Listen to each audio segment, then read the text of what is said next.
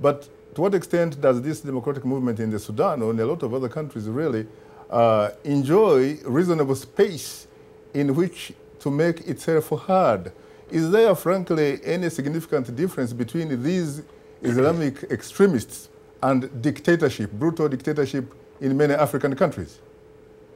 Shaka, a lot of very interesting points have been made, but one thing that I would also want to remind viewers that may misunderstand some of the comments is that to make it abundantly clear that while people can oppose the radical Islamic fundamentalism, by all means, not most Muslims, in fact, are very peace-loving people. So we have to acknowledge that.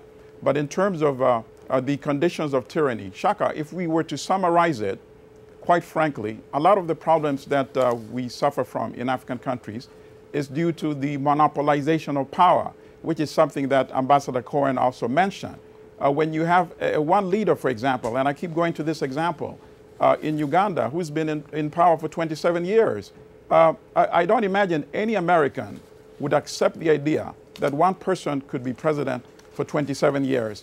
And I've said this before, we need to have real electoral reform in many African countries. We need to have presidential term limits. Elections have to be transparent. Opposition candidates have to be given equal space to make their views known, to air their manifesto, and then let the people determine the entities or the leaders whom they want to take charge.